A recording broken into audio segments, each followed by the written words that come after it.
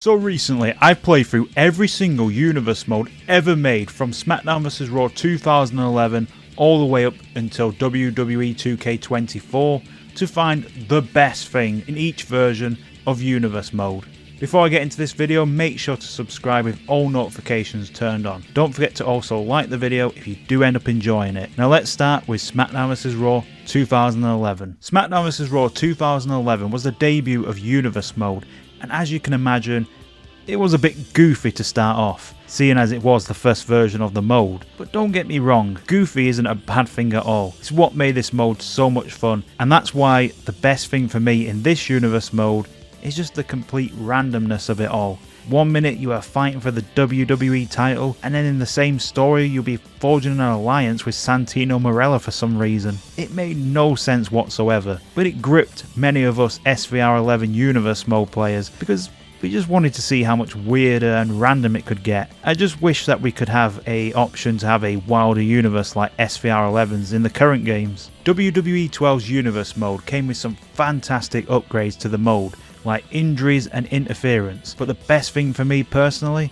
was the draft events that take place on Raw and SmackDown after WrestleMania. Raw superstars face SmackDown superstars, and the winners of each match will get a mystery draft pick for their brand. It was a fun and exciting way of swapping superstars across the brands rather than just doing it manually. One of the complaints about universe mode in SVR11 and WWE 12 was that sometimes your universe could feel a little stale and like rivalries are not happening or working like you want them to, so you feel like refreshing your universe save up, except you couldn't do that at all in SVR11 or WWE 12. If you didn't like where your universe was heading, you just had to keep going in those games. WWE 13, however, added a reset universe option, which you still see to this very day.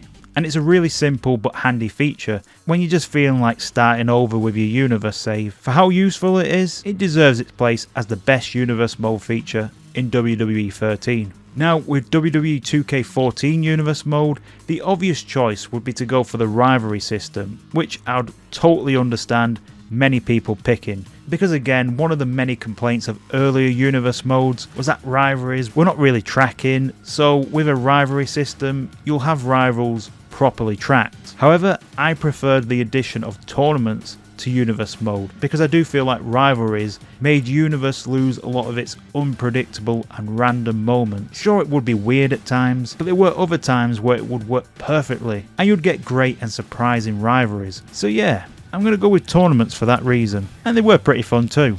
2K15 took universe mode to a new generation of consoles, but didn't bring a ton of features with it, though the one big feature it did bring was by far one of the best things that have ever been added to universe mode, that being the story collection feature, which was pretty much the rivalry action feature that we know today, only done way earlier, but with less freedom. With story collection, you would create a rivalry, but then you would have to add the type of story that you'd want to take place with this rivalry, which meant you'd get predetermined cutscenes throughout the story. It was great for those who wanted the cutscenes to tell the exact story that you were looking for, rather than just a bunch of random cutscenes making up the rivalry. Moving over to 2K16, and this universe mode felt more like it was more about polishing it up a little bit, rather than adding anything majorly new to the mode. But one of the things I did like about it when playing through it again was the addition of traits to the mode. These little traits would affect how the character would act in universe mode. So I remember seeing some characters who had desperate traits, for example, try to get themselves DQ'd on purpose, and characters with the cowardly traits being the ones who would get frustrated during a match and walk away to get counted out.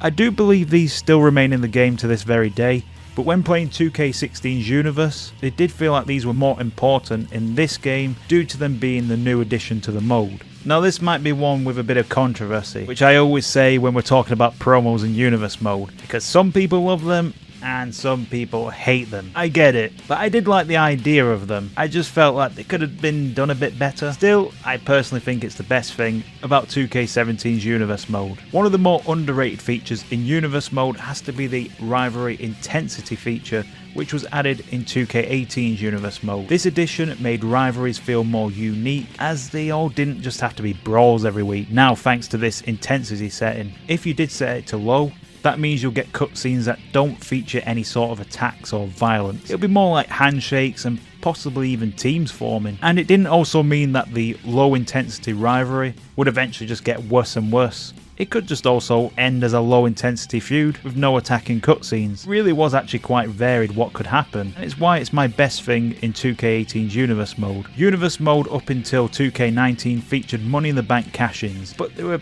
pretty much the same other than a new cutscene being added for 2K16 I think. They would always happen after the champion had their match. 2K19 however would change things up and give us more Money in the Bank cash-in options than ever before. You could cash in after a match like normal, but you could also now cash in during a match to make it a triple threat match. And you could also even announce your cash in at the start of the show if you're keeping your character as the good guy who gives the champion a warning first. WWE 2K20's Universe mode was the first time in a long time that there was expansions to the mode rather than additions. So for the first time since 2K14 introduced Rivalries, the number was bumped from 3 to 4, the weekly TV show match cards were expanded from 7 to 9 matches, and pay-per-views could now have up to 14 matches on the show. And to be honest, these were really good additions to the mode. These were really good expansions that took way longer to happen when you look back at all this Universe mode history so far.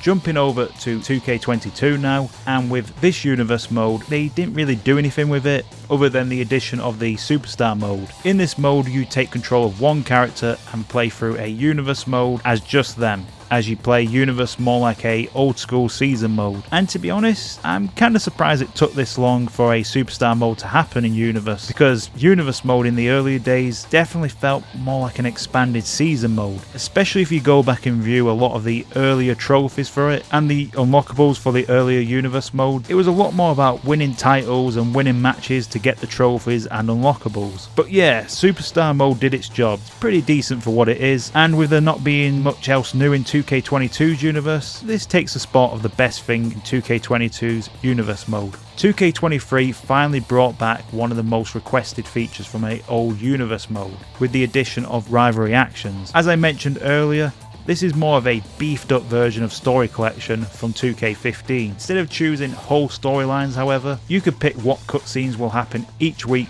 during a rivalry, with it working more like a story creator mode without the addition of text boxes. It's a great feature that many had wanted for many years and gives the player more freedom, which is what many have asked for with Universe mode. And with 2K24, it comes back to the rivalry action feature once again. For all the good that it was in 2K23, it did have one major flaw however. You couldn't pick who you wanted to be in the matches for the cutscenes. Whoever 2K23 picked, then you had to have that rival go up against that character. What 2K24 did however, was add the option to choose the person in the rivalry action. So now if two rivals are facing each other, you could pick a rival's friend to have their back, or to face off against their rival. And just to make rivalry make more sense really.